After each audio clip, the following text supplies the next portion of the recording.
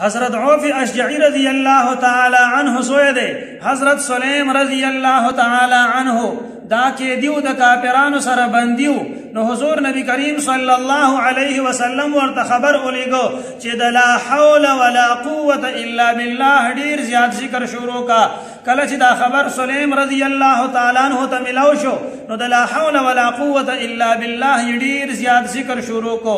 حضرت سلیم رضی اللہ تعالیٰ عنہ فرمائی چیو پیر یک دم دروازہ کلاو شوا زدین روتی دم چومی کتی دل بہر یو اوخ ولاڑو اغیبان دی راسور شم لگ نور مخ کرالم نو بیا دیر زیاد اوخان ولاڑو دا اوخانو پورا یو گروپ او یو کنڈک ولاڑو حغم امدزان سر رو شڑل او سیدہ کور ترالم چکل کور خواه رو رسیدم اومی کتی دل نو دروازہ بندوا ما آوازو کو دا کورنا والد سیب عوف اشجعی رضی اللہ تعالیٰ عنہ ہوئی چی داخل سلیم راغے وی مور میں ورطوئی چی نا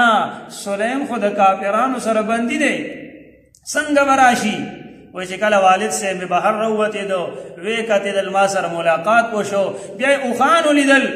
بیا پورا واقعہ میں ورطواو رولا وی دا حضور نبی کریم صلی اللہ علیہ وسلم مجلس تلاڑو نبی علیہ السلام تے طول واقعہ بیان کڑا نو حضور نبی کریم صلی اللہ علیہ وسلم تو فرمائل چی دا اوخان ستاسو دی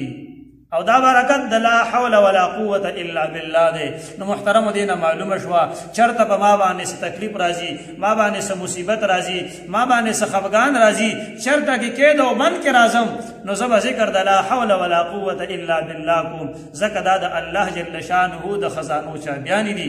نمونگ لپکار دی چی روزانہ کم از کم دا لا حول ولا قوة الا باللہ سل پیرے ذکر کو اللہ جل شانہو دا عمل کو توفیق نصیب